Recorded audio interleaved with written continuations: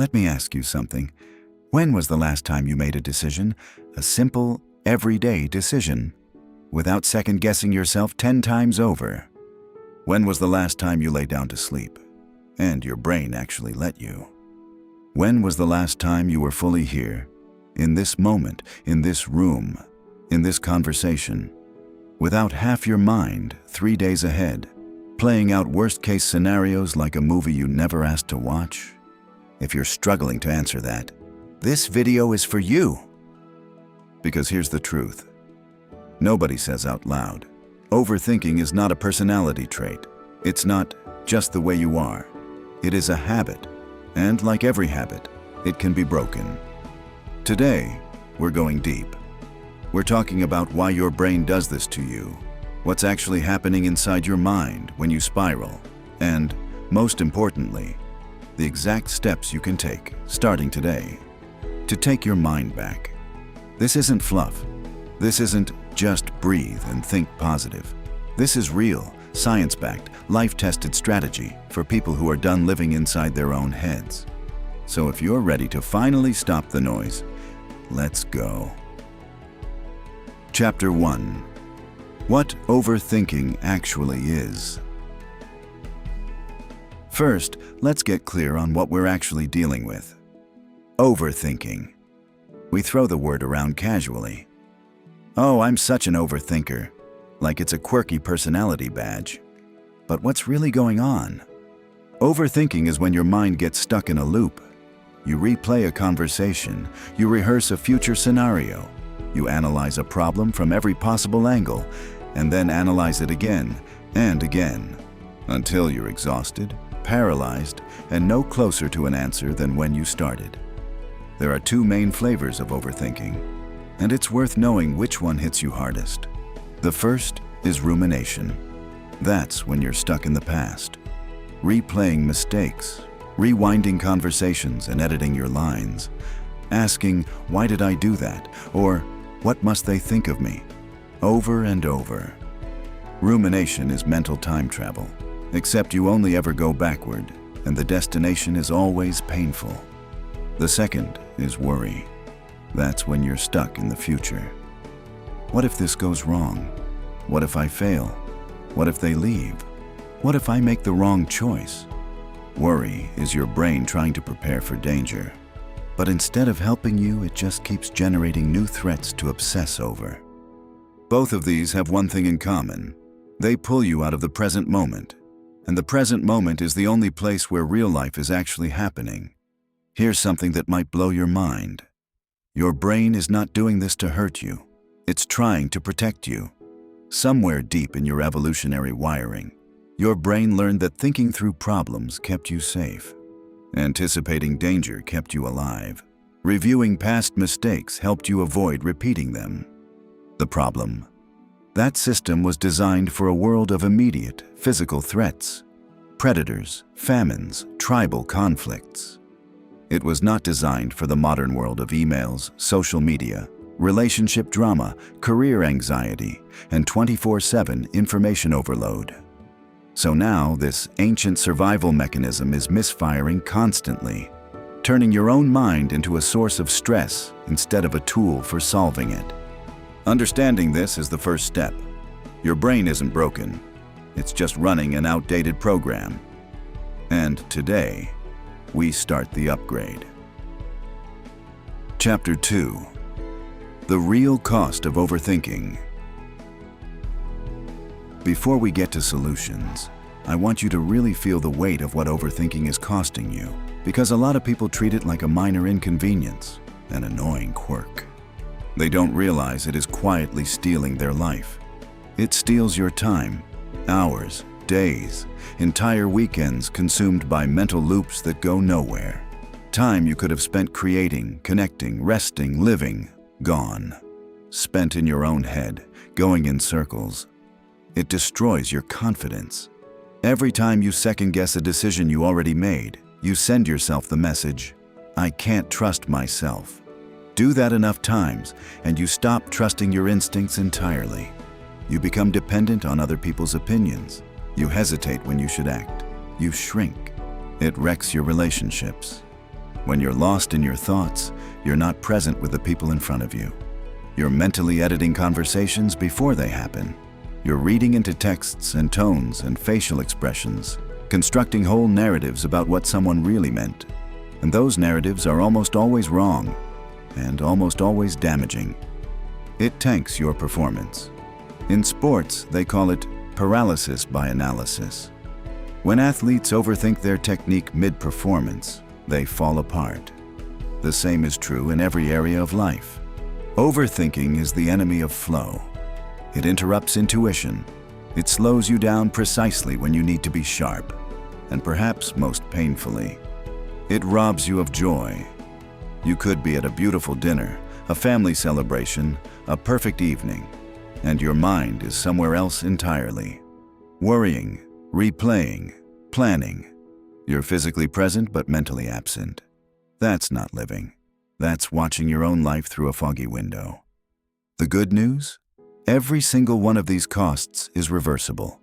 Everything overthinking has taken from you, your confidence, your presence, your joy, your momentum, you can get it back. That's what the rest of this video is about. Let's build your cure. Chapter 3. The Foundation. Awareness.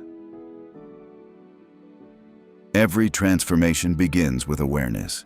You cannot change what you cannot see. So the very first skill we need to build is the ability to catch yourself in the act of overthinking, without judgment, without shame, with just clear, honest observation. This sounds simple. It is not always easy. Here's why. When you're deep in an overthinking spiral, it doesn't feel like overthinking. It feels like thinking. It feels important, productive, necessary. I'm just being thorough. I'm just being responsible. I'm just making sure I've considered everything. Your brain disguises rumination as reflection.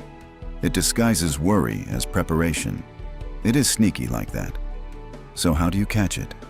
Here are 3 signals that you've crossed the line from healthy thinking into overthinking. Signal 1. Repetition. Are you thinking the same thought for the 3rd, 5th, 10th time? Healthy thinking moves forward. You consider something, reach a conclusion or plan, and move on. Overthinking circles. If you're revisiting the same ground without making progress, that's the loop. Signal 2. Emotional escalation. Productive thinking feels neutral or mildly uncomfortable. Overthinking feels increasingly anxious, heavy, or hopeless as time goes on. If your thinking is making you feel worse the more you do it, that's your signal. Signal 3. Paralysis. Healthy thinking leads to action or acceptance. Overthinking leads to more thinking. If you've been figuring something out for days or weeks and you're still stuck, you're not thinking your way to an answer, you're spinning. Once you recognize these signals, here's what you do. Name it. Out loud if you can. Silently if not. I'm overthinking right now. Just that. No drama, no self-attack. Just clear recognition. This act of naming, psychologists call it labeling, has a remarkable effect on the brain. Studies show that simply putting a label on an emotional or mental state activates the prefrontal cortex, the rational reasoning part of your brain, and dials down the activity in the amygdala, the part that drives anxiety and panic. In plain language, naming the spiral starts to slow it down. You are not your thoughts. You are the one who notices them. That distinction between the thinker and the observer is the foundation of everything that follows. Chapter 4. Reframe your relationship with uncertainty. Here's the core wound underneath most overthinking: an intolerance of uncertainty. Overthinkers are, at their heart, people who desperately want certainty in a world that cannot provide it. They want to know how things will turn out before they begin. They want guarantees. They want to think through every possibility so that nothing can surprise them, hurt them, or catch them off guard. And because certainty is impossible, because life is fundamentally unpredictable, the overthinking never ends. There's always one more scenario to consider. One more thing that could go wrong. One more variable to account for. The search for certainty is a treadmill. You run and never arrive. So the shift we need to make is this. Stop treating uncertainty as a threat and start treating it as a feature. Think about the best things in your life.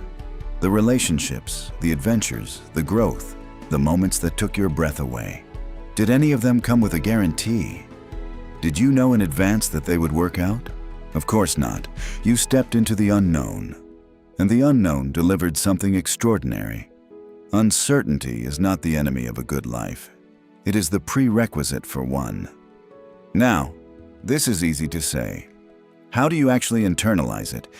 Here's a practice that works. When you feel the pull of, what if this goes wrong? Counter it deliberately with, what if this goes right? This is not toxic positivity. This is balance. Your brain, left unchecked, will exclusively generate worst-case scenarios. It needs you to manually introduce best-case and most likely-case scenarios to get a realistic picture. Here's the 3-scenario technique. When you catch yourself spiraling over a future event, pause and deliberately write out 3 versions. Worst case? What's the worst realistic outcome? Not the catastrophic fantasy. The realistic worst case. Best case. What's the best realistic outcome? Most likely case. Given what you actually know, what will probably happen? Almost always, the most likely case is somewhere in the middle. Manageable, survivable, and far less terrifying than your spiraling mind was making it out to be.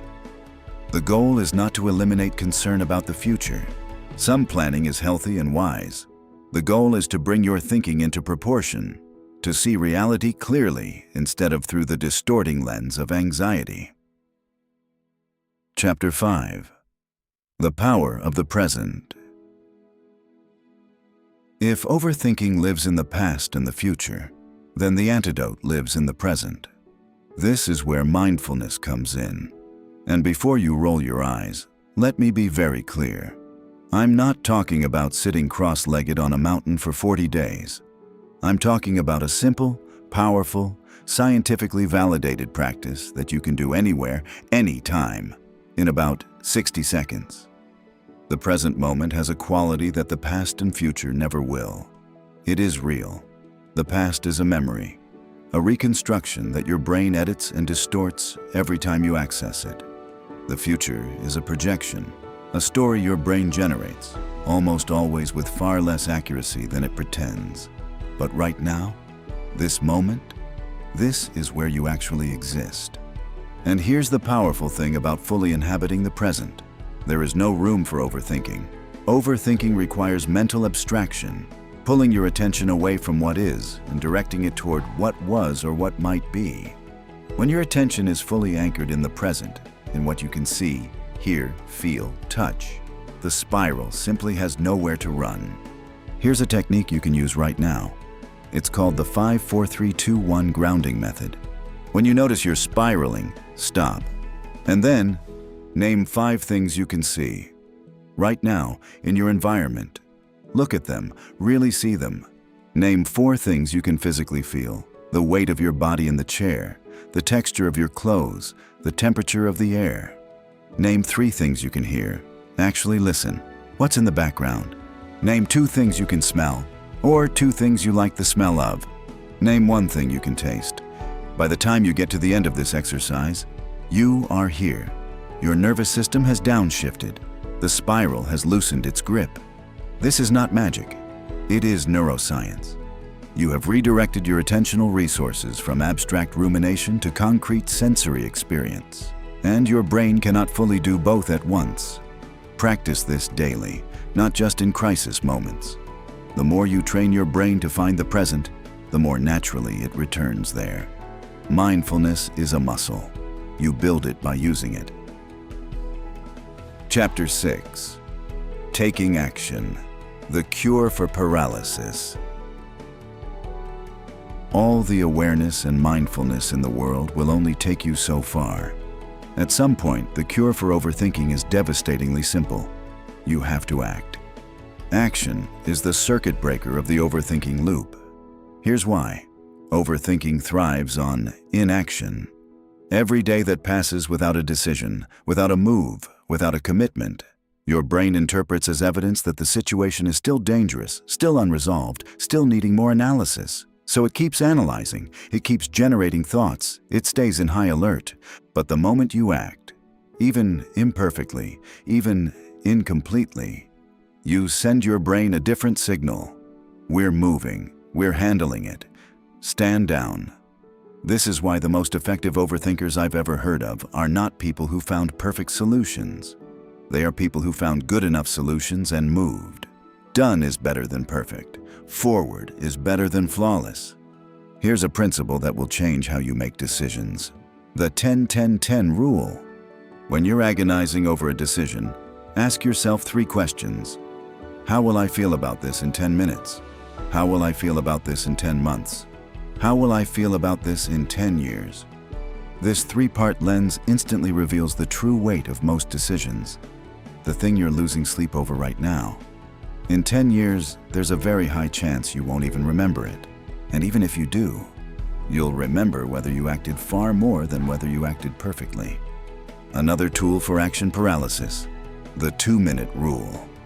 If a decision or task can be acted on in 2 minutes or less, do it immediately. Don't schedule it. Don't ruminate on it. Don't file it away for later consideration. Act now.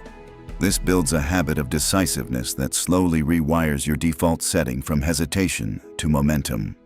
And for bigger decisions, the ones that actually do deserve real thought, give yourself a deadline, not an open-ended, "I'll think about it." A specific time. I will decide by Thursday at noon. When the deadline arrives, you decide with the best information you have. Because here is the hard truth. More time thinking rarely produces a better decision after a certain point. It just produces more anxiety. The goal is not fearlessness. The goal is action in spite of fear. Every time you do that, every time you move forward without a guarantee, you prove to yourself that you are capable of handling what comes. And slowly, that proof accumulates into genuine confidence. Chapter 7. Building your mental armor. We're in the home stretch. Let's talk about the long game, how you build a mind that is resilient, sharp, and naturally resistant to the overthinking spiral. Because the techniques we've talked about today are powerful, but they work best when they're embedded in a daily practice. A lifestyle, a way of being. Here are the pillars. Pillar 1. Protect your inputs. Your mind is constantly processing information. Every news alert, every social media scroll, every heated argument, every toxic conversation. It all goes in, and your brain has to deal with it. Overthinkers are often unwittingly feeding their anxiety machine around the clock. Start being intentional about what you consume. Not paranoid, intentional. Set boundaries on news consumption. Curate your social media feed ruthlessly. Spend less time with people who traffic in drama and catastrophizing. Your mental environment matters just as much as your physical one. Pillar 2. Move your body. This is non-negotiable. Physical exercise is one of the most powerful interventions we know of for anxiety and rumination. When you exercise, your brain releases a cocktail of chemicals, endorphins, dopamine, serotonin, BDNF, that directly counteract the stress response and improve your capacity for clear thinking. You don't need to run a marathon. A 20-minute walk does measurable things to your brain chemistry. Make it a daily practice. Your mind will follow your body. Pillar 3. Sleep like your life depends on it. Because it does. Sleep deprivation is one of the biggest amplifiers of anxiety and overthinking. When you're underrested, your amygdala, the brain's threat detection center, becomes hyperactive. Everything feels more dangerous, more urgent, more catastrophic. You become a perfect host for the overthinking spiral. Protect your sleep. Build a wind-down routine. Put the phone down an hour before bed. Create darkness and quiet. This is not laziness. This is maintenance for the most important tool you own. Pillar 4. Talk to someone. Overthinking loves isolation. It grows in the dark, in the echo chamber of a single mind going in circles. One of the most powerful things you can do is bring your thoughts into the light. Share them with a trusted friend, a mentor, a therapist, or a coach. Something remarkable happens when you verbalize a spiral. It almost immediately loses some of its power. The terrifying thing you've been circling for days often sounds much more manageable when you say it out loud. And a good listener will offer you the outside perspective your looping brain cannot generate alone. You are not designed to carry everything alone. Reaching out is not weakness. It is wisdom. Chapter 8. The Close. Your challenge. Let me leave you with this. Your mind is the most extraordinary instrument you will ever possess. It can solve problems, create beauty, build relationships, imagine futures that don't yet exist. It is capable of things that still astonish the greatest scientists on Earth. But an instrument needs to be tuned. And overthinking is what happens when your mind runs without your direction.